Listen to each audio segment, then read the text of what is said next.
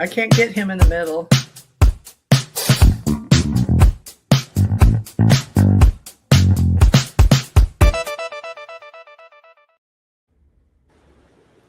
Hello, world. Welcome to Allied Command Organization.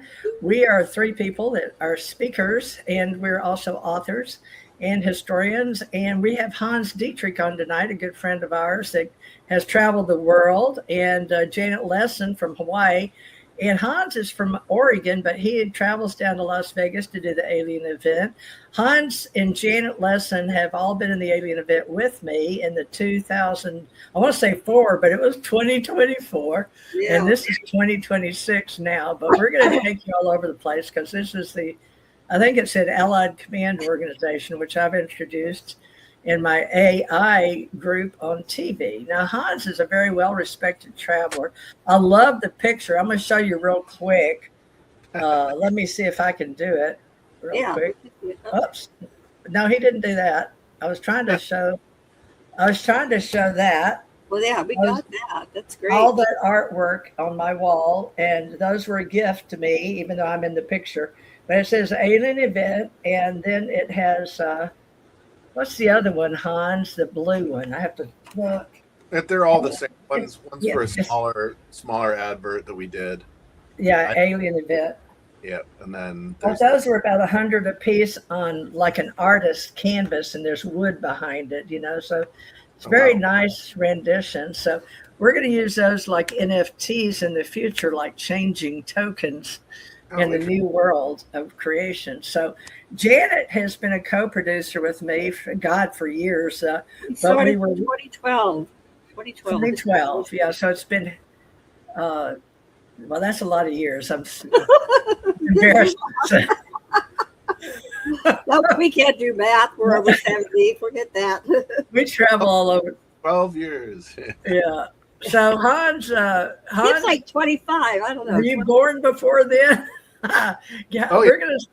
Okay, well, let me let Janet lead first. She wound up in the middle somehow. I tried to switch us, but I couldn't. So Janet, you lead us with Hawaii and anything you want to say about yourself. And we're recording I y'all. remember what Hans is known for. So I'd like to pass it on to Hans and tell us what's your niche, what's your specialty.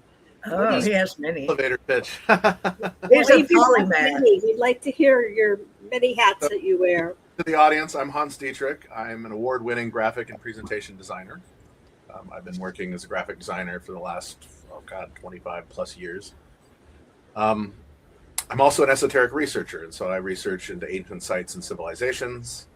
I do my research around Buddhist cultural mysticism, the connection with the Dropa stones and Drokpa nomadic people and their connection to Sirius. I also research ancient symbology and symbolism, and have written books on all my topics. My book and my lecture is called The Magic of Symbols. And so I go through the three most basic symbols that make up pretty much all of our corporate logos and a lot of symbology around us. And then I also study ancient Peru and Egypt. I wrote a book called Kemet, The Land Before the Greeks. I have all these actually here in front of me. Yeah, I'd like to see them if you don't mind. Do my shameless plug. So this is Dropa Legends and Lore. That's pretty. I did the book cover. They're only about 180 pages. My second book was called The Magic of Symbols. A lot of it revolves around Saturnian symbology because that's what keeps coming up in a lot of our corporate logos and even AI logos today is a lot of Saturnian symbology. And then my third book is called Kemet, The Land Before the Greeks. And it's about the history of Egypt before the history that we've all been taught, because the majority of Egypt's history that we've learned through school and education today comes from the Greeks, and then the Romans, and then the Arabs. But there's a history that precedes that is much more fascinating, because the Greeks got a lot of it wrong, in my opinion and my research. And so those are some of the topics I talk about. I also do shows with Walter Bosley. We've been talking a lot about basically Shambhala, Shangri-La, and the Kham culture of South Asia and their extents pretty much around the world. And yeah, A lot of my research comes from my own lived experience and my own travels and people that I've met along the way, versus a lot of people in the UFO disclosure community tend to repeat the same topics over and over and over again. Okay. So Let me. I like to come with a fresh start, something that people have. What do you think of this? What's coming up down the line on the disclosure movement? Well, I think what do a you lot know about of it? what we're being fed has been co-opted. There's a lot of money to be made in the disclosure movement. Obviously, we've seen this through Ancient Aliens. We've seen this through shows on Gaia. And so a couple of three-letter agencies decided to get involved because they see the money and they want to control the narrative. And I think the majority of it is not super legit. Right. But that's just my opinion. Well, what do you think about Spielberg's movie coming out June 12th, 2026 on Disclosure Day? I think I've seen a trailer for it. Yeah, there's 4 out now. I don't really know much about it. There's a couple of other movies coming out as well.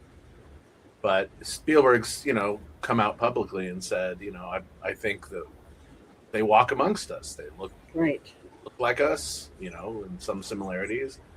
I'm curious if I've seen people myself when I lived in Hawaii, when I lived in Nepal. I grew up in Kathmandu, Nepal from pretty much the age of 4 until I was 19. And so Nepal is full of mysticism and lore and legend, and there's some interesting encounters there. The CIA published a bunch of papers in the early 90s from research they had done in the 60s in Nepal about UFO and Bigfoot or Yeti experiences and stories. Oh. Kept it classified up until a couple years ago. And so, did you get them? Oh, go ahead, Tracy. I have both of the reports. Yeah. Wow. Very, very, very interesting. There was a UFO crash in Pokhara in Nepal in 1964 that a lot of people witnessed, and so that kind of got swept under the rug, and a lot of people don't know about it. And so these 2 reports about Yeti studies. What have you seen? Have you seen anything paranormal? So when I lived on Maui, I had a very interesting experience. Tell me about the Maui experience. So I lived in my girlfriend at the time was working at an Airbnb just outside of Paia, which is North Shore, Maui, north of Kahului, where you land, kind of on the road to Hana, on the way, just before you get to Haiku. And our apartment or house that we lived in, it was split up into 3 apartments, was right up against the cane fields. And my view from the road looks across the cane fields to Baldwin Hill and then to Haiku. So Baldwin Hill is about 10 miles. I've done the math on this. Is about 10 miles from my viewpoint, and Haiku is probably another 3 or 4 miles behind that. And I was biking up the road, and I looked, as I always do, across the cane fields, and I saw this white object moving. And my first thought was, oh, it's a water truck, because this was back when they were still using the cane fields on Maui. They've since not used them. They closed down the cane facilities, which I thought was interesting. And I'm watching this white object move very slowly from left to right, and all of a sudden it goes behind Baldwin Hill. And I stopped and went, that's not right. And so I ran into one of the Airbnbs, and I grabbed my girlfriend. I'm like, come check this out. And I have video footage of this. And we watched this white object move behind Baldwin Hill. Well, Baldwin Hill is 10 miles away. So my question is, A, how big was this object? What was it? I mean, it looked like your classic Tic Tac style UFO. It was cylindrical. It was white. And it blew my mind that it was going behind Baldwin Hill. So it must have been a massive vehicle. And every time I've gone back to Maui, you usually fly in over that area because they circle around to fly into Kahului. And I've looked out. There's no buildings there. I mean, there's no structures there that would describe what I saw. So that was always a fascination to me. And then I have about 5 hours of missing time. I went to I guess we could call it a party. It was my friend's band playing up in Haiku, which is up on the mountain. And his brother is one of the hunters on Maui that's allowed to hunt the axis deer. And so we were all having deer meat. We're all sitting around the fire. They're playing music, which was awesome. And I laid back and just stared up into the sky. And the next thing I know, I'm being nudged going, we got to leave now. And I'm like, what do you mean? We just got here. No, we've been trying to arouse you, wake you up for the last 5 hours. You have not budged. You have not even looked like you were, consciously there. And that really disturbed me because I had a complete out of body cosmic experience. Can't explain it. I don't remember it. I just remember staring, because on Maui, you're not surrounded by a lot of light pollution. So you're looking straight into the Milky Way. And it's right there. And so are the stars. And so it blew my mind that I had this experience. But I've had a lot of time shift and astral projection style experiences in my life. But as far as seeing visual craft, that was that. And, here in Oregon where I live now, I've been up at Mount Hood, and I was at a children's, it was like all of my friends in the community all brought their kids to my friend's farm. They had a huge camp out. We're all, the adults are all standing around the fire late at night. And I'm like, well, you're up here on the mountain. You don't have a lot of light pollution. Do you ever see anything buzzing around the sky? And my friend Josh is like, no, I never really look up at the sky. What are you talking about? And I looked up, and there's this white light that's just zigzagging around the sky above us. And I said something like that. And he goes, oh my God, I never actually noticed this. And then on 4th of July during COVID, like 3 or 4 years ago, I'm sitting outside my house here, and I'm looking up at the sky, and I see this string of lights. There were like 10 or 15 of them. I also have video footage of this, all in a row, heading that direction. So they're heading northeast from my vantage point. And I'm like, oh, it must be Starlink satellites. I mean, that was my first, right? But then an object comes and starts interacting with them and then leaves. And like I said, I have it's very crappy footage, but I have it all on my phone because I just started recording it. I'm like, oh, that's fascinating. So I've had these kind of experiences. I've never had, any close encounter experiences. I could consider myself an experiencer, but I'm not somebody like a friend of mine who's had, orbs come down into his yard, physically interact with him. I've never had that kind of experience. I had that. I've just seen stuff happen across the fields or high up in the sky, but nothing at that level. Cool. Teresa, you were going to ask some questions. Well, I didn't know all the experiencer. I should, because we've done one show here and there about Hans. I know he's a great graphic artist, but I'm glad that you're claiming to be a contactee experiencer. And we do have CE1 through CE5. And, the CE5s, when you can directly speak to them or bring them down or that type of contact, which I feel like I used to do in Hawaii, believe it or not, when I was teaching astrology. Well, I was teaching like tarot classes and how to be like psychic psionics, I guess. So that was an experience. We saw some go over volcanoes then, but when I was a little girl, I had the orbs that came up and picked me up because I'd fainted on the ground after hepatitis in 2nd grade, and I was laying out in a red hammock. I had to go into potty, which was hard to do since I'd been so weak. I couldn't walk. I had to learn to walk. That's why my mother would carry me out of the hammock. But one day she didn't hear me yelling in the house. She had other kids. So I decided to take a walk. And when I did, I made it halfway there. And I remember two orbs on each side of me picked me up. My arms were much smaller then. And they each picked me up and sort of looked at me and then floated away. And I was like, oh my God, I don't know where they came from. And all I could think of is I must be hallucinating with Wizard of Oz with Glinda, because that's what it always reminded me of, and I'd already seen that because I know where I was. And we'd already had another house on South 7th in Monroe. And this was in West Monroe. So what it does is it imprints on your mind. And I remember it like it was yesterday.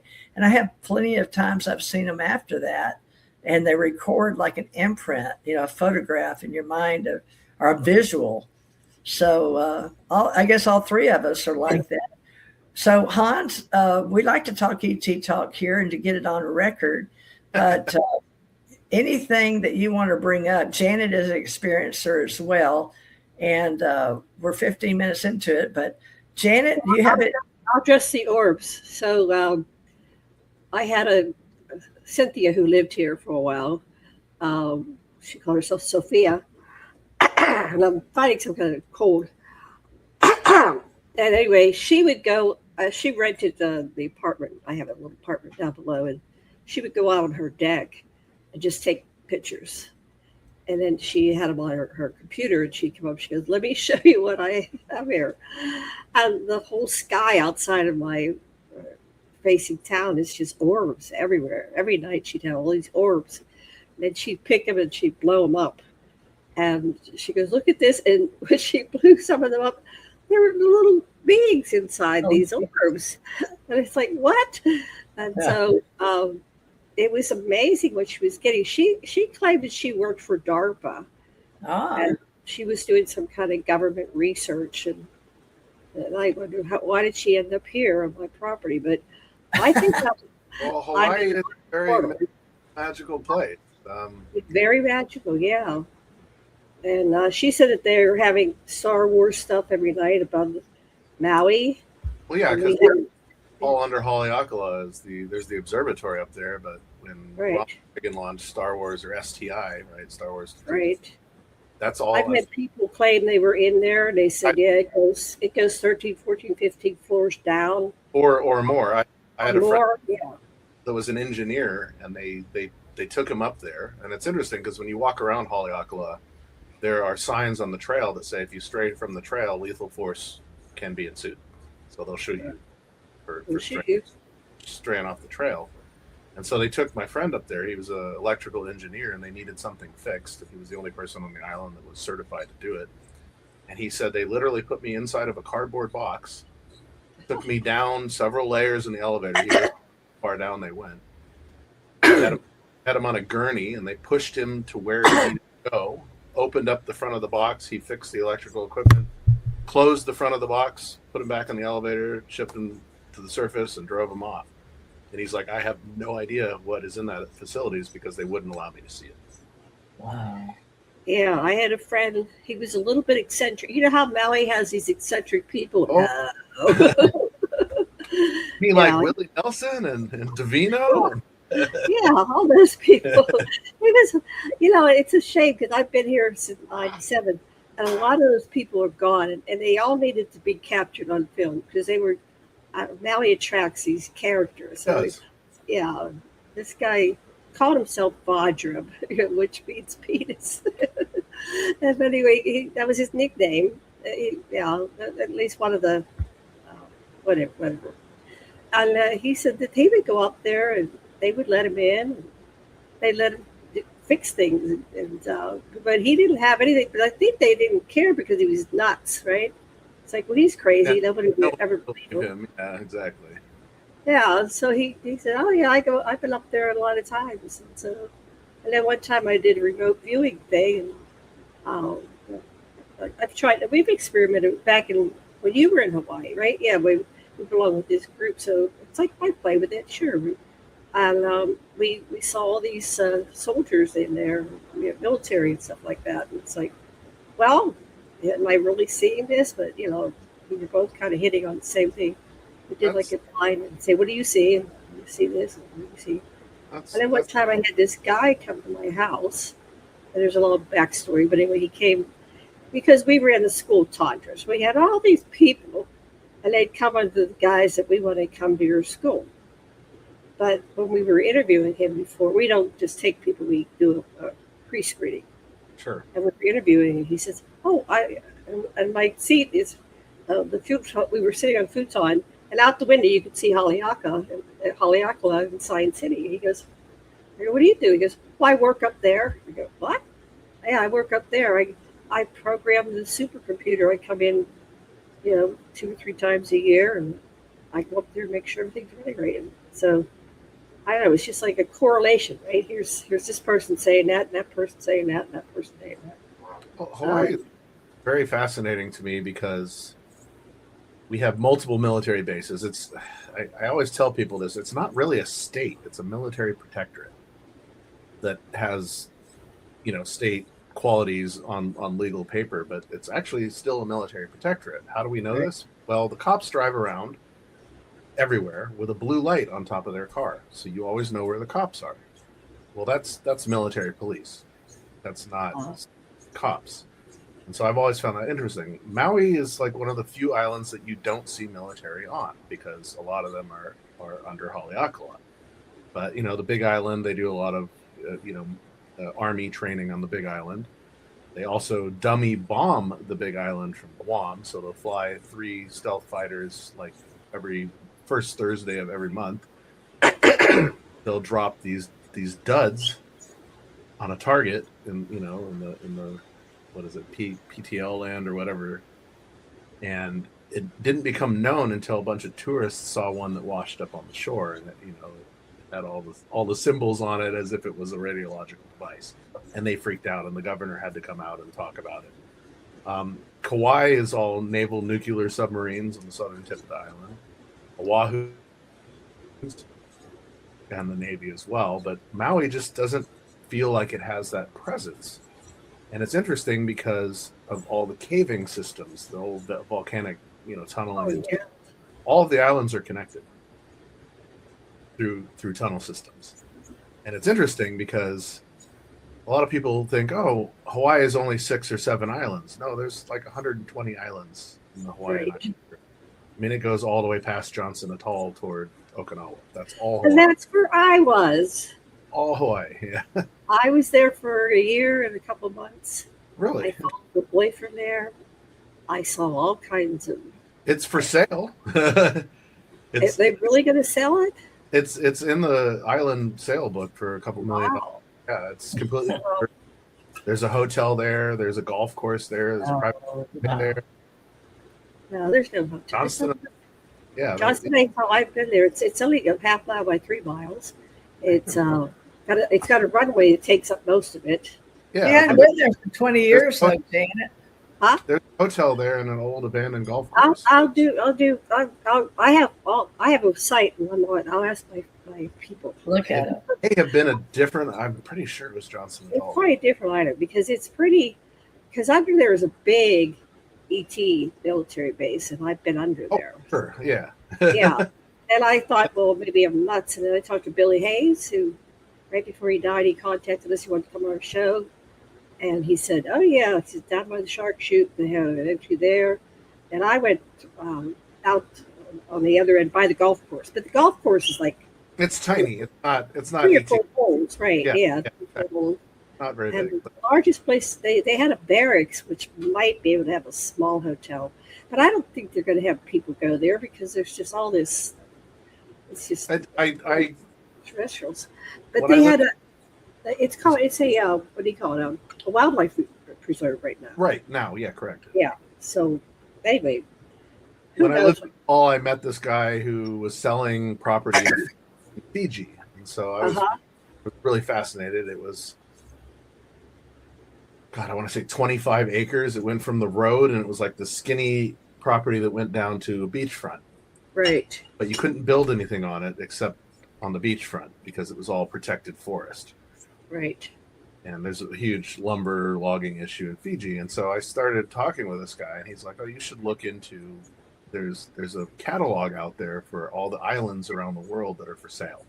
And so somewhere I have a PDF in my umpteen. I'd like to see that, yeah, because it's there's some really interesting islands around the world that are for sale. Let me tell you, it's like wow. Yeah. But if the ocean bodies, it's underwater because you're flat. That's why whenever there's no hills on Johnston Atoll. It's pretty flat. Oh, it's just flat. Yeah. So go ahead. There's all those atolls that go from Kauai all the way up, and so that's why I tell people, I'm like, But the underground stuff, yes, I agree. The whole world it's got this connection underground. Eventually, I mean, anyway, I've had whistleblowers and people have talked about being in the under. It's not a railway; it's like a system that goes east to west coast, and then I was down in D.C. and looking at their platform, and they showed where we're going to go, and so the public thing is just like weaving these tunnels to go everywhere from Florida to Maine, right? And I looked at it back in 1990. What was it? Not 1890. 1993 or 4, right before I came to Hawaii, and I'm going, and it just thought of me, that's all part of that system. So they have the public thing. How old are you? I said 1993. Oh, you did? Okay. You're mishearing me. I'm Nice. over the ear. Anyway, Hans, I heard that they did try to sell it, but then they pulled it. They might have pulled it. This was years ago. Talking, They tried to sell it. But what I know about it, you don't want some regular people. They were using it for biological research as well at some point. They were doing a lot of biological studies there. Well, they blew up a nuke above it, so that That's was the part of other. it. That's Yeah. What kind of biological studies and where? well, they were doing like biochemical research Where? on Johnson. Sensational. They had a They had a facility that was neutralized the elements down to its core. They Yeah. tried to break everything down to make it neutral because Yep. it was toxic, right? Yeah. So they had a huge like fungal program. They were trying to destroy the nuclear like radiation using fungus. A lot of mushroom studies, and there's a bunch of bugs as well that will plow through this stuff, like parasites and bugs. Oh, just that's plow through it. great. You know a lot about Hawaii, Hans. I loved it. Living there was. There's a saying: either the islands accept you, or she will spit you out. There's no in between. Away you go. There's no gray area, and so a lot of people in Canada come to, especially Maui, and they buy property and they're like, "Oh, we're going to live here," and then 6 months into living there, they realize, "Oh my God, I'm on an island, and no one's coming to rescue me if there's any issues," and they abandon ship, and so the price of land and property just keeps going up and up and up and up as a result of this. But even though I grew up in Nepal, there were so many similarities. Oh, I mean, Nepal's a landlocked country, Right. Maui and the Hawaiian Islands are out in the middle of the ocean. You're surrounded by ocean all day. But there are so many different similarities with the temperature, with the land itself, that reminded me a lot of Nepal. And so I fell in love with it. And I wish I had stayed. I love Hawaii. Yeah, I got to live on Hawaii. I visited where Janet lives now in Maui. Oh, she was at my house before I met my husband. This is how weird the world is. Yeah, it's ET world. You didn't get to meet my husband. She met my husband's ex-wife. But it's really weird. And I go, I was supposed to meet Sasha, and he had planned on meeting Sasha, but Sasha got a deal for some $175,000 on the mainland and had to go run to collect the money. He was going to go he was like a superstar or something in California and New York. But Janet, you remember when he used to get that kind of money to run off and do he it? didn't get that kind of money when he was with me. That's for sure. It's like, damn. Yeah. No, he was hanging out with all these millionaires that like to do holotropic breath work and Working on the chakras. and chakras. Chakras. This is about Hans. We don't need to talk. TMers, I imagine. We worked on holodynamics too, and taking your child back. Remember, it was during the birthing period and Yeah, rebirth. rebirthing and Yeah. all of that. I went back in I lived there 2009 to 2011.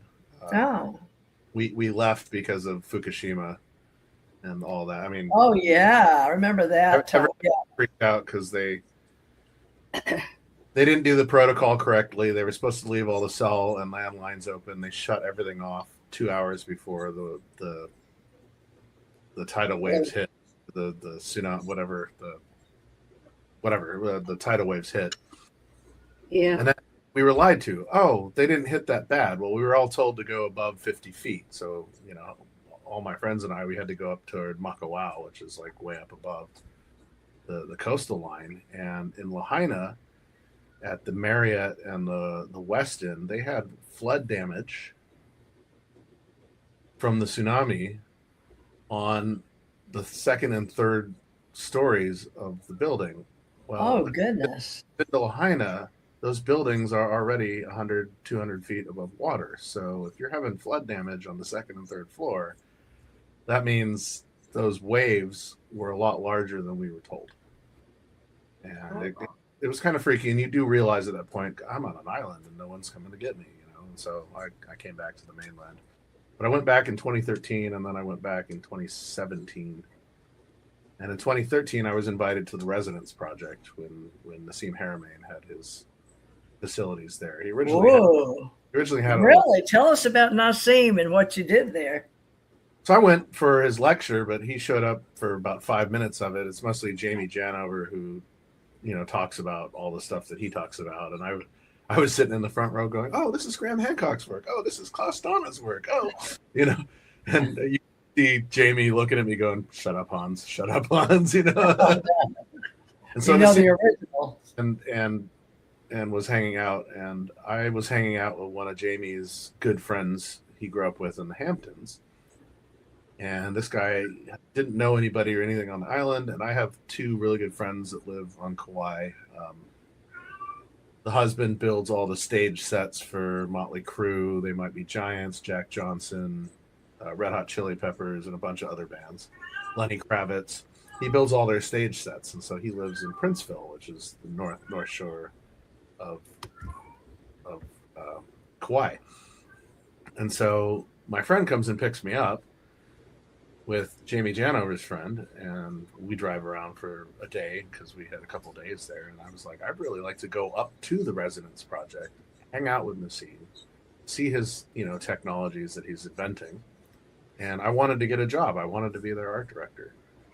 And so I got cleared through Jamie to go up there, and it was really the most amazing experience I've had around alternative energy technology. It blew my mind. I can talk about it now because Nassim has actually published his patents. But he had a device there that was like this globe. It's in one of his documentaries that he's in. It's in the background, and nobody knows what it is. But what he would do is pump gobs of electricity through this device, so it pulsed in counter rotation, and it would warp the floorboards in the house whenever he turned it on, and the water coming out of the tap would become really sweet. I mean, it had this energy effect to it, and yeah, it was fascinating. It was fascinating to see, and the property he was on was beautiful. It was an old plantation property, but since then he's moved his operations to outside of LA somewhere now. But I really enjoyed the opportunity to go up to the Residence Project itself and actually hang out with him and his staff. And it was a good time. Yeah. He's got a lot of followers. He really does. So he's got his own patents. So he's protected now, right? So you can talk about it, right? Did he say how many patents, or have you looked up? He's only published a couple, but this was one of the first things. It's called a quantum dynamic resonator or something like this, and it was really fascinating that he actually published the patent. And so I had to sign all these non-disclosures. I can't talk about it. It's like, yeah, you're public now. I can talk about it. So, well, what are you going to talk about at the Alien event coming up March 16th? In a couple of days, aren't you going? Not the 6th. The 16th is Carrie Cassidy's podcast, so she's going to interview all of us on Monday at 1 p.m. Pacific Standard Time. I hope I can make it because I work crazy hours, and I'm actually working from 11 to 9 p.m. It's gonna be a long day, but I'll try and get on it. I'm hoping to. But it's Friday, Saturday, and Sunday of next week, so it's the 20th, 21st, 22nd. I think that's Friday. Okay. And you'll be speaking in LA? Yep. So I'll be talking about Shambhala, Shangri-La, and this sacred city in the earth that's connected to Sirius and astral projection. And so it's kind of a mix of the stuff I do with Walter on Shambhala and the Kam culture, along with my studies in Bhutan, because I did my thesis in Bhutan about Buddhist mysticism and this very rare sect of Buddhism called Nyingmapa Buddhism, which is where we get all the stories of levitation, Mount Meru, the Sintamani stone, astral projection, ascended Tolku masters. All this comes out of this very small sect. Uh-oh. We lost your sound. You lost your sound. Are you there? Yeah, you replugged it in, whatever it was. Okay, did you go back over what you just said? Oh, so I got my thesis in Bhutan in 1998. I did my thesis study there. It was interesting because Bhutan's a very hard country to get into, even today. Back then, they allowed probably close to 200 plus tourists a year.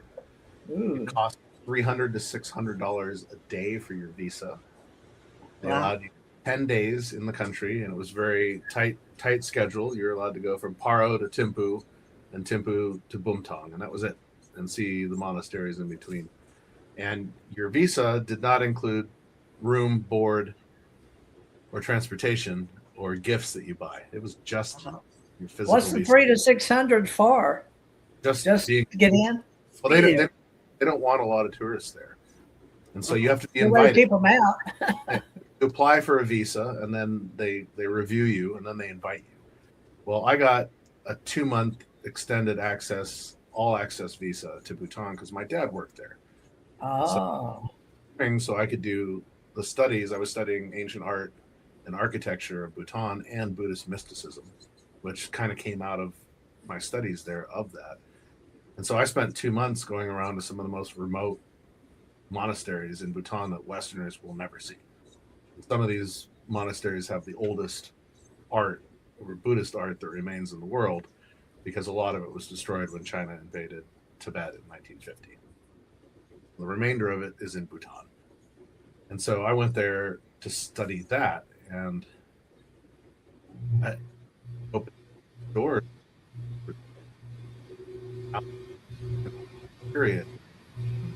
I didn't hear what you said. Yeah, it broke up again. Is it your speaker? Can you hear me now? Yeah. Weird. Anyway, so that was what my thesis was about, but it started getting me on the path of researching into a lot of these topics. So my topic in LA will be on astral projection, Buddhist mysticism, kind of tying Shambhala, this mystical city that's buried in the earth, or it's behind mountains in a hidden valley. Nobody really knows, but look into the mysteries of Mount Meru. It's actually the core chakra of Mount Meru buried deep. And Mount Meru is 7 different dimensional layers all the way to the crown chakra, both physical and a dimensional mountain. And the crown chakra connects directly to Sirius, the brightest star that rises in the east, through what they call a rainbow bridge. Well, this is fascinating. What's the rainbow bridge, right? So in Norse mythology, you have the Bifrost, the rainbow bridge that connects the 9 realms.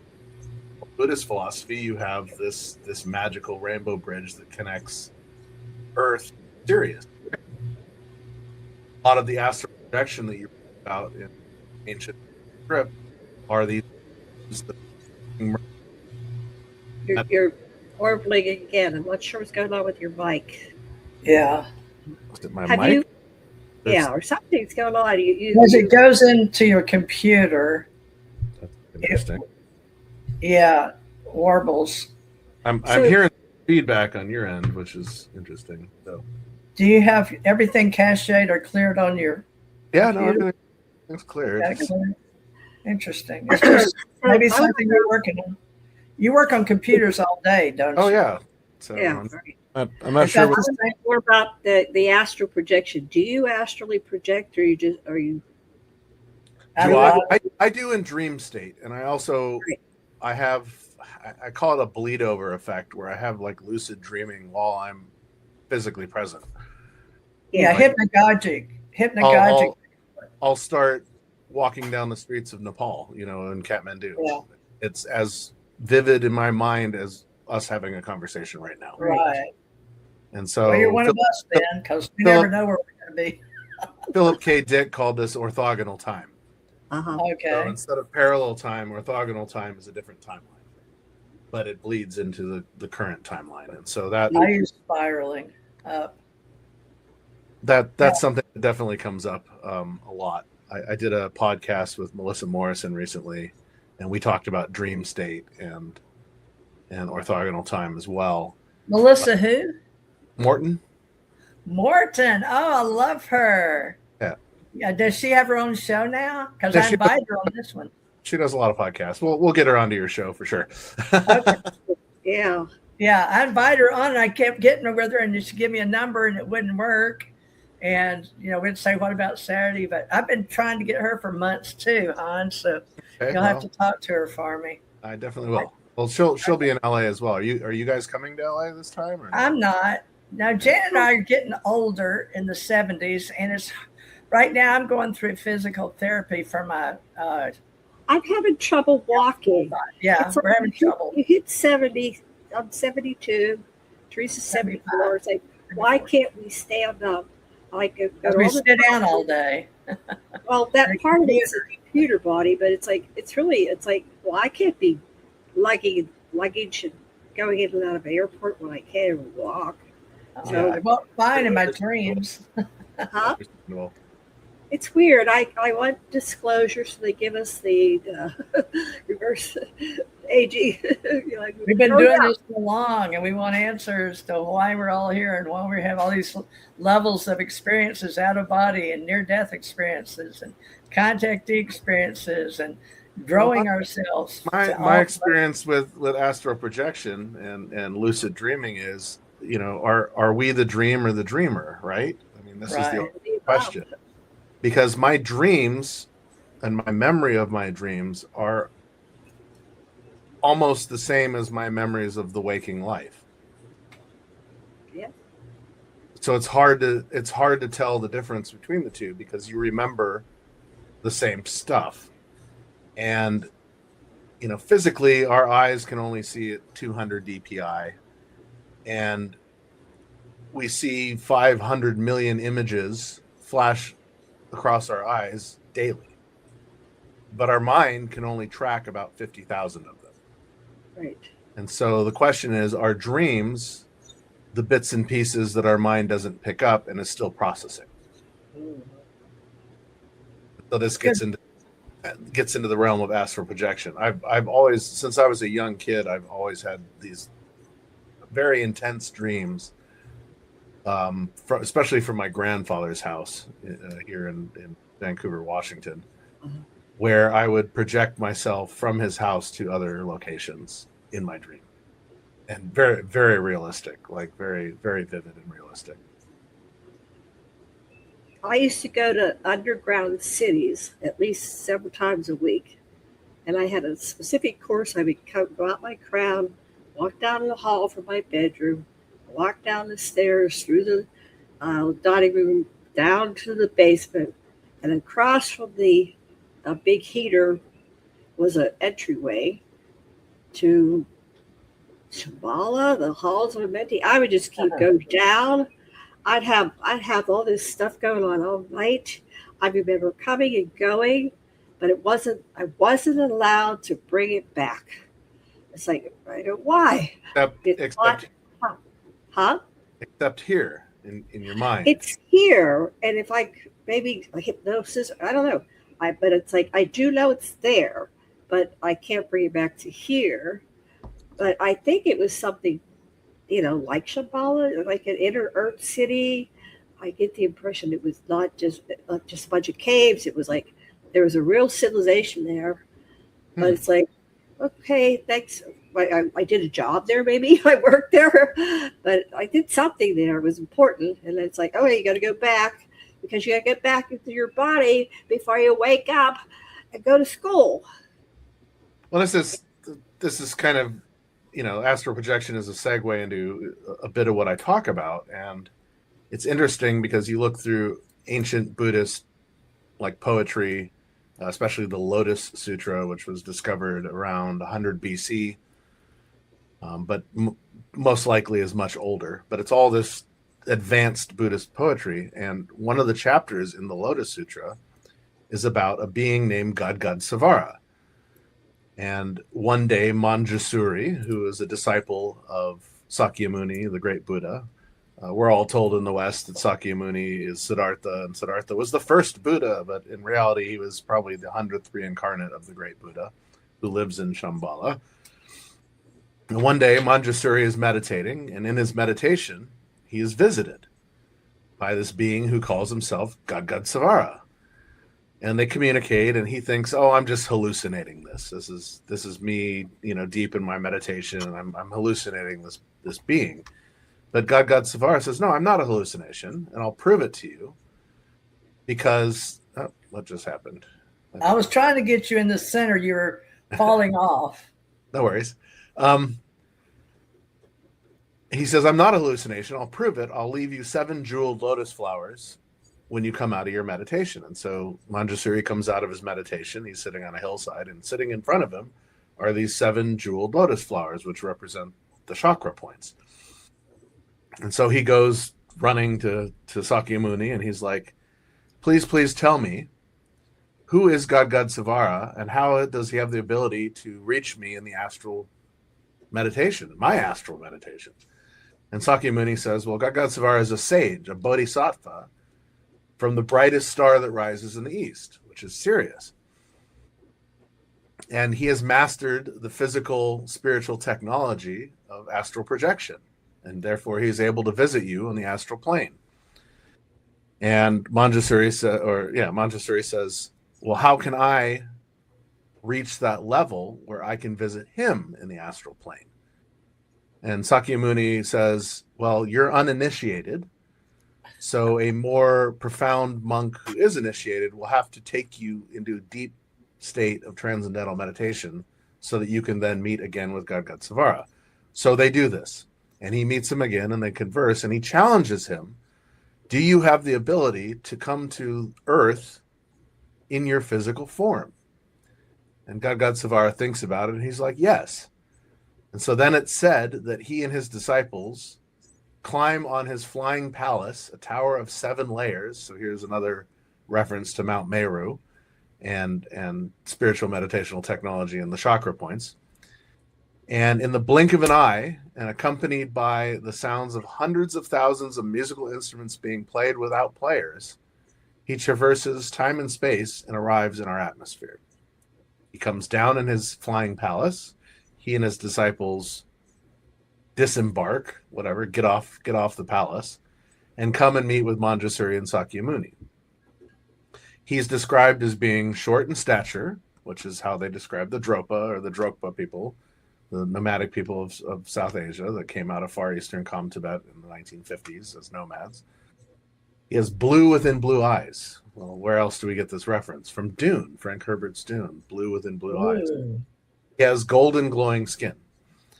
And he looks around and he blesses Earth. He says, "Earth is a beautiful place, unlike the Saha, or wasteland that I come from around Sirius that was destroyed by an ancient war and left as filth, mud, rocks, and dirt." He then meditates with his disciples and Manjusri and Sakyamuni's disciples, climbs back atop his flying palace, a tower of 7 layers, and once again, in the blink of an eye, and accompanied by the sounds of hundreds of thousands of musical instruments being played without players, he traverses time and space back to Sirius. This is an extraterrestrial visitation. There's no way around it. He's in a flying craft that revolves around harmonics or vibrational harmonics, and it creates a sound when it enters and leaves the atmosphere, as if the repulsor lifts or rockets are helping it to land. This is the cacophony of noise of hundreds of thousands of musical instruments being played without players. It's like when the orchestra starts up and they start playing all these different notes, and it's a cacophony of noise. But this is the only way in this poetic verse that they could describe this experience, because they had no way of describing it otherwise. They'd never experienced it before. So it's this cacophony of noise. But this is the actual physical vehicle that Gadgad Savara arrived from Sirius in and visited Manjusri and Sakyamuni. This is in Buddhist literature. It's an extraterrestrial visitation. There's no way around it. Wow. Well, do you think some of the Vimanas came and landed and they just left them there? They were really ships that landed. They're actually ancient There's a ships. question of that because you look at some of the Vedic temples in India and they look like Vimanas. Right? Yeah. Yeah. I had after a year of meditation and nightly, I went to weekly classes and meditated every night at the same time.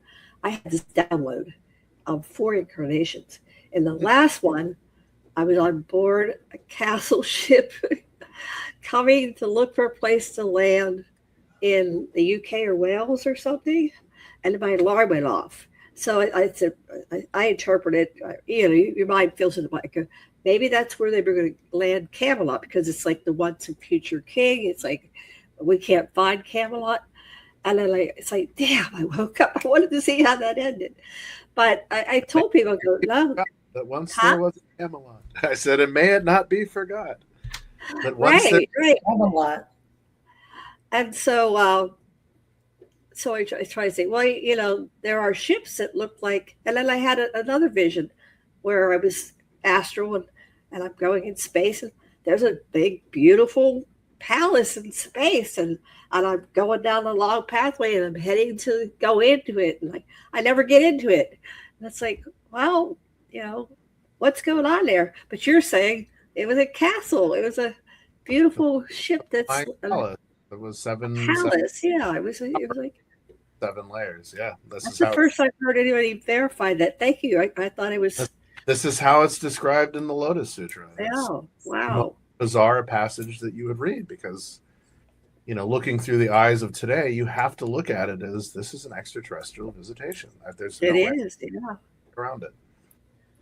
So what was Shambhala? So you tie it is. So you said it could be my tutor in Bhutan, his name was Tashila. He saw that I was starting to really resonate with some of the ancient Buddhist stories, and so one of the rooms he took me into had all these depictions of Mount Meru.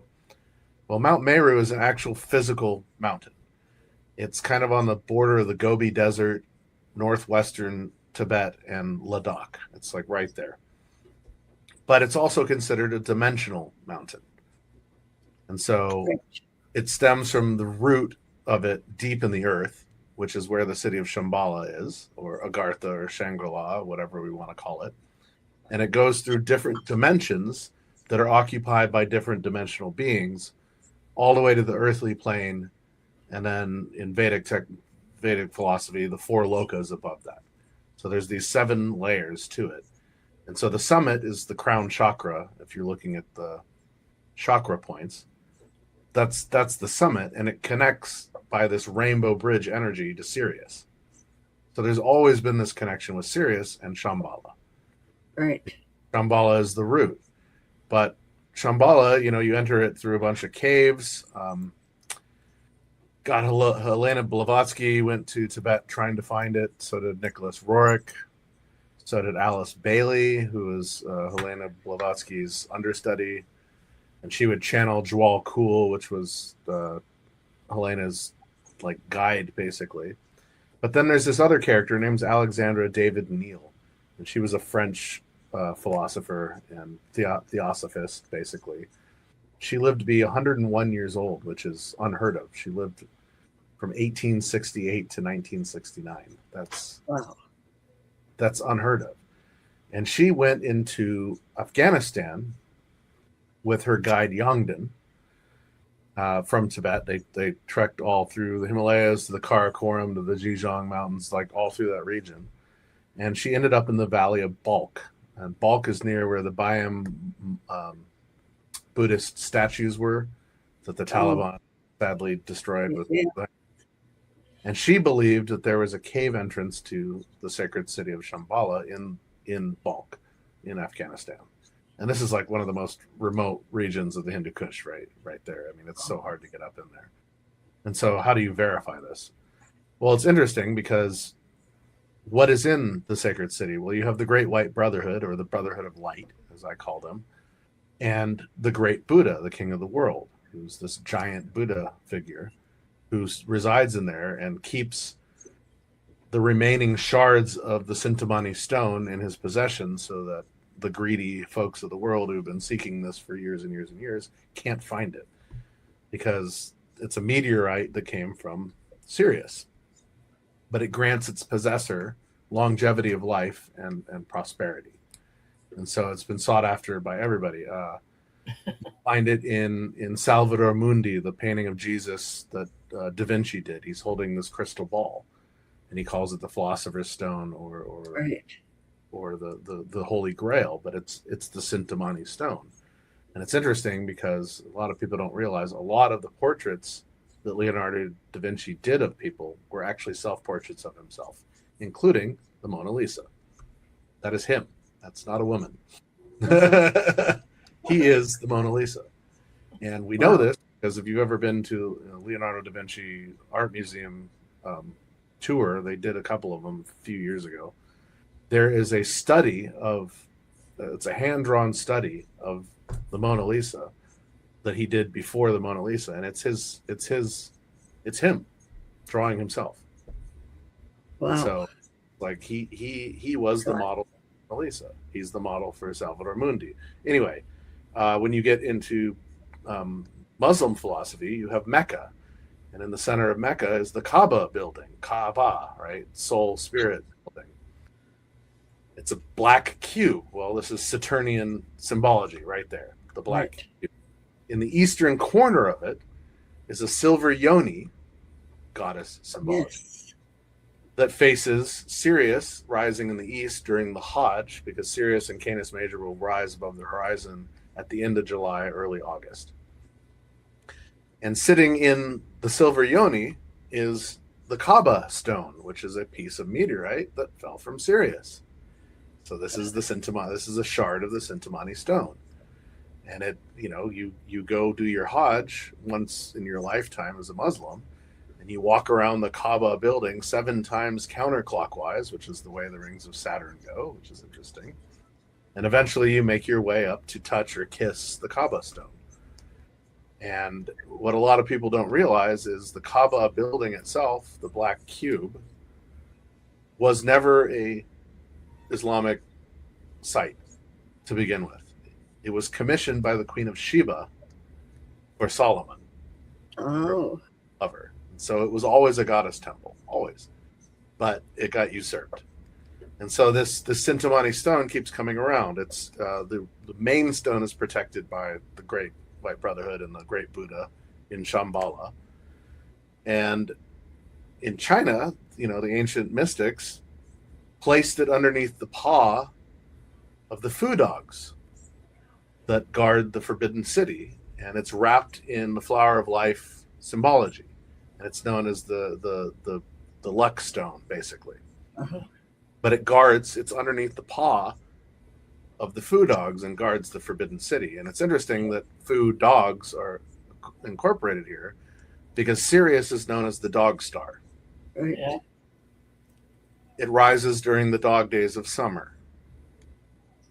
Okay. It's the brightest star in Canis Major, which is the dog constellation. Right.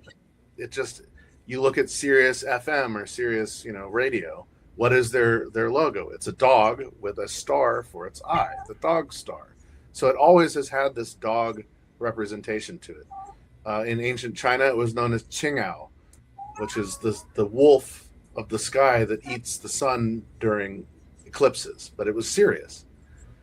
And so there's always a depiction, I can't remember the guy's name, but he's always shooting his arrow at the dog in the sky. And it's the same. It's the same with in Tibet. It's the Tibetan dog star. It's known as Sirius. And so why is Sirius related to dogs? I've never quite figured this one out. But there's a lot that deals with that. But the fact in my research that Sirius has such a strong connection to ancient Buddhism is very fascinating. Like what? Do you know about the Benben stone? Or Suleiman would be Solomon in ancient script. Is that correct? Suleiman, Solomon. Yeah. So On is the word for the sun in ancient Commission. Sol or Sol is the name of the sun in Latin. Right. And Om is the sound that the sun makes when it rises, where Om Mani Padme Hum comes from, the jewel that rises, the jewel within the crown. And so it's a combination word, Solomon. But again, all these names came out of Greek literature. So are the actual names of these people? So you look at something like Isis. That was not her name. Her name was Aset, which means the goddess of water. You have Osiris. Well, that wasn't his name. His name was Wasir, the wise. Right? Anything that ends in an is or s, that all comes from the Greeks. That's not right. Yeah. The Horus was, Horhet, Right. The same person has a different name depending on the culture. Memphis was Min Nefer. Min is fertility, and Nefer means the harmony of fertility. But that's where the name Memphis comes from, which was what we call Cairo today. Cairo is an Arabic word, and it means the city of Mars, the city of war, or the city of Mars. El Cairo. So here you have, capital of Egypt named after Mars. What's going on there? Oh, okay. Y'all better look at the time. Yeah. We'll have we're hour and 1 minute into it. So. Yeah. You're interesting, and we should have him back, shouldn't we, Janet? Yes. I need to research more of this stuff that you're talking about. But it's interesting that it was White Brotherhood. I couldn't hear you. I said, what did you say? What did you say? Buy my books. Shameless plug. Oh yeah, we'll put all your books on a logo. What I was going to say is, when I went to that meditation group, which resulted in the download, they said you are now studying with the White Brotherhood, and once you enter this group, it'll never leave you. You are part of the White Brotherhood, and I was going, oh, this is pretty woo-woo, right? It's back in 89. That's what got me started on my path, even though I was White Brotherhood. And so here you are talking about the White Brotherhood, which all the correlations. So fascinating. You have Jay Widener every once in a while. You should ask him about it as well, because he's got a very good knowledge on. Right. Who? Jay Widener. Jay Widener. Yeah. Oh, Jay. Yeah, he's been on here a couple of times. And what does he like to talk about? Well, he interviewed me years ago on the Dropa, and we got into the stories of the Great White Brotherhood, and Shambhala, where all that sparked off was needed. Were the Dropa we'll have you both on then. Yeah. I have one last question. The Dropa, are they part of those Greys that got killed? That got psyched? So the Dropa story is interesting. To summarize it, in 1938, an archaeologist named Chipute, that's not his name, it was a transliteration. His real name is Shifu Techu, or Shifu Te, which means master or teacher Te, not Chipute. So somebody heard the name wrong. This is part of my research. They find a cave with a bunch of burials in it, a star map, and a round flat disc with what they call alien engravings on it. All the beings are about 4 foot tall. They're mummified. They have this orangish skin, blue eyes. Again, this is what the Drokpa nomadic people of this region that are now nomadic look like. They all have slightly elongated heads, which is interesting. And this disc supposedly has an alien language on it that tells the story of them crash landing here 12,000 years ago. But right. The actual story is they came here 12,000 years ago. Yeah. They fought with the humans that had just survived the Holocene comet event, and they ended up taking some back to Sirius with them and realized that they are genetic cousins of us. Wow. And that some of the warriors had sex with the women of Earth, and there could be a hybrid population living on Earth. So they return around 1000 AD, and that's when they crash landed. And they sent out search parties to find water, food, anything, because it's the middle of the winter in the Himalayas, and they weren't prepared for that. And so the cave, I think, was a burial site for some of these parties that went out looking for interesting, yeah, food and water. What's interesting is the disc itself does not have an alien language on it. How would you ever be able to read it without a cipher? You couldn't. The language on it is Shinai, which is the language that the Drokpa people speak, Shina. It's only spoken by about 3,000 people in the world today. It's one of the oldest languages in the world, period. It's a gendered language. It has a male and female voice to it. It's also a hierarchical language. It has a child's tongue, a common tongue, and a royal tongue. And I think that they saw it as an alien language, but because it's a regional language, they were able to translate it 20 years after they found it. And what it says is that the Dropa came down from the clouds in their craft, which could be multiple or it could be single, 10 times before the sunrise. The villagers hid in the caves until this time they realized that the Dropa came with peaceful intentions, which means that they'd come before. And this is during the Holocene event. And so it's interesting that you have this nomadic group of people coming out of this exact region of now central China, but was called Far Eastern Kham Tibet during the Kham Empire, that have been forced to be nomadic. They don't speak any of the regional dialects. They don't look like any of the regional people.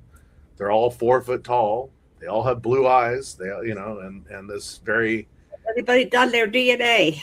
very orange skin. Well, and it's funny because you say that, because I wanted to go back to Bhutan and do blood tests on these people. My dad was always going to do bloodletting on any of my tours, so I never had the ability to do this, but it would be very fascinating to find out what is the origin of these people. That would be great. But this hybrid extraterrestrial race from Sirius that interbred with humans. That is the ultimate question. So that means that we have a common origin even before, because we couldn't breed with somebody that we didn't have. Correct. Right. So this comes back into some of these old literatures from Buddhism, talking about astral projection to Sirius, and a character like Gadgad Savara, who is described literally as we see the Drokpa nomadic people today. So that's very interesting. That's my segue into a closing for this, because it all comes back around, and it's like all these stories are interconnected. So ET is here today. Complete hoax, but in order to hoax it, you would have had to have immersed yourself in both Bhutanese and Tibetan Buddhist culture in the early 1930s and 1940s, which was impossible. Right. So how are you hoaxing this story? Well, you're hoaxing it in a way because you're transliterating what you're hearing. Transliteration is a game of intellectual telephone. You hear something in one language and you try and translate it into your own language to tell other people about it. So it becomes spoken differently. So Chipute came from Shifu Te, but to somebody that doesn't understand what Shifu is, they hear Chipu. Right. Shifu means teacher or master. And then you have, the guy that actually ended up translating the story. His name in the books is called Sungun Nui. Well, that's not his name. His name's Xuyen Nguyen. It's a Vietnamese, Chinese Vietnamese name. But again, you don't hear that. You hear Sungun Nui, not Xuyen Nguyen. So Fascinating. So it's like if you start scratching underneath the surface of the story that just repeats itself over and over ad nauseum online, there's actually some interesting stuff there that most people would never realize because they're just reading what's on Wikipedia or whatever, but about on Ancient Aliens or whatever around the Dropa stones and Dropa people, because nobody wants to do the research. They just repeat ad nauseum the script that they've been handed. And it's like, I've actually sat down and did the research, and I started finding all these correlations with my thesis study in ancient Buddhist mysticism. So anyway, that's great. We've got to have you back. You're very interesting. You kept my interest, which is hard to do since I do this a lot. But thank you very much, Hans, for joining us tonight. And I hope people will look forward to meeting you in LA. Come to LA. Where will you be? Okay. It's at the Sonesta LAX Hotel, or you can find me at megalithic mysteries.com. That's my website.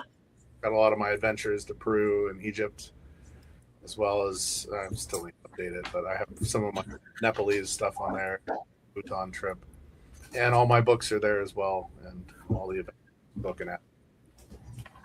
I got to find her plug. What are you looking for, Teresa? It says I'm fixing to run out of energy. I'm like, no, I can't run out of energy. The lights are on. So the computer's telling me. Well, let's call this a day. Yeah. Great show. Thanks, Hans. And I had a lot more questions, but we'll have to do this another time. For sure. Definitely gonna. Yeah, I don't want to bring it up because we'll start talking. We got to wrap it up. I'm gonna go. I have a sister with dementia. I have to go feed her. Oh my God. Okay, well, folks, it's been nice. I don't know where the problem is, but it all looks plugged up. But it's saying your battery's running low, and I've got it plugged in. So. Let's just call it a day before you run out of juice. That sounds right. good. All right, folks. Well, Hans, you got my number. I guess your number's in my screen or in my phone somewhere. I never can find it, but I'm not corporate. What is it called? Anyway, Hans, call me because you do graphic art, and Janet and I want some to go with our ET Talk. Hans, did you get the ET Talk pen by chance? When you were at her conference, when she was there, she got all these ET Talk. I have. It's small, right? Yeah, I think I have. It's a lapel pin. Yeah. Okay, I was just wondering if you did because that's a very exclusive club, and I only had so many. I put money into it. Because I all that stuff in a bag from all my conventions. I know. I think I know. Yeah, it's the ET Talk TV pin, and then I have the UFO Association on top, and UAP Associates on the bottom. So I coined those for future. It's only about this big. It's super tiny, right? Right. They're little lapel pins. They go up here. And yeah, I've got a picture of one on here. Let me see if it'll show it to you. See, I'm gonna try. Oh, it's not gonna let me do anything. All right. Well, I have to go, Teresa. So I'm gonna say aloha. Okay. No. Mahalo. Oh, do I have to stay logged on? Well, you're supposed to stay on to get your copy. Okay, I will stay logged on, but I'm gonna mute everything. All right. Well, folks, it's been enjoyable. I hope you learned something. I sure did. And we'll do this Fridays and Saturdays for whoever's available in our ET UFO community. So talk amongst yourselves. We have UFO Secret Space and UFO Association, UAP Associates, and we have Hybrid Genies, which is new for those people. And of course, in the little corner is my Psychic University. Never forget that. And the Invisible College. And as Hans Dietrich brought us tonight, the White Brotherhood is a history of people coming and going from many levels and dimensions that we'll talk about later. Hans, we'll have you back with Jay Widener. I'll try to set that up. I love Jay. He's okay. He's a good conversation. Yeah, Janet hasn't been in a conversation with him yet either. So it'll be the first time we do 4. He interviewed me in 2023, I think. Yeah. All right. Well, is Friday night good for you or Saturday night? Either or. I get off work at 9, so it makes things a little difficult because. So late, like tonight. Okay, I'll see if it. It's 9:15 right now, Pacific time. All right, so I'll see. Janet's available. Okay, Janet's got to go. All right, love and light. Everybody, stay on, Janet, if you want your copy. Okay, awesome. Thank you. Yep. Stay on afterward. ET Talk TV community is about sharing in educational entertainment for our own enjoyment of learning about humanity communication among individuals. As an individual born on Earth, we aspire to be more educated about life as we grow and mature into a human being based on our age at the time. We learn the more we grow, the more we know, or so it is said by the common community gathering of people. We assume others around us based on their age have attended educational institutions while on the planet. Thinking in general is a way of expressing what is known in an individual's cultural upbringing.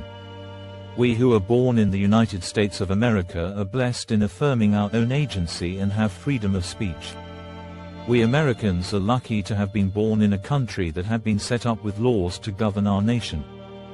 However, we are much more than just humans as Americans living in the United States of America. Regardless of the circumstances one is born in, does make a difference. Cultural community upbringing is different in different countries and scenarios around the world. We are an experiment, obviously, by some higher intelligence. Most of us began sharing our thoughts in writing on radio and in blogs, and vlogs when we discovered freedom to do so. We learned we could communicate online. We discovered the smartphones, and life has changed a lot since the beginning of computers. Computers and our government setting up communication for governing and for educational purposes allowed a new beginning for humankind. All of humanity will discover the internet online within the next 20 years or so. It will appear on planet Earth. Thanks to technology and AI reverse engineering, we are expanding our horizons as to what we can be, do, and accomplish in one lifetime. One lifetime is now expanded to allow for 100 years to become 125 years in our future. Telomeres and DNA hybridization are being studied about our own humanity and how we as humans can learn to extend our lifespan. We are going to continue to keep in touch and to form an ET Talk TV community for those who like to know others with similar interests. We know not everyone will want to join us, but for those who are curious as to what we can learn together, we offer our synergy. Tachyon energy and the expansion of our own humanity into space is a large learning curve and process we all are a part of in different levels. We all progress intellectually at our own pace. Each human has their own path or journey alone. We are born an individual and will leave this plane of existence alone. This is in the divine cosmos of many universes, of which we share 7 and look forward to knowing all 9. Universe, multiverse, metaverse, xenoverse, omniverse, alphaverse, omegaverse, infinity squared, tachyon energy, black holes, expansion, ever-changing and growing, we call the divine expanse. Some refer to this as evolution.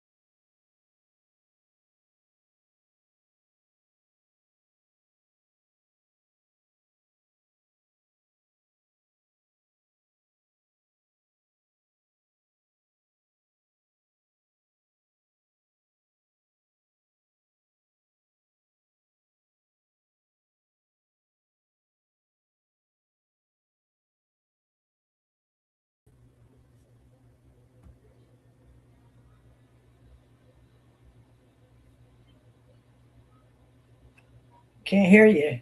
You're still recording. Okay. I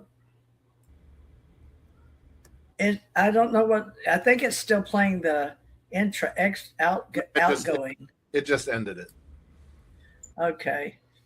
It says ending in 3 minutes. I don't know why. Well, we've got to get the copy.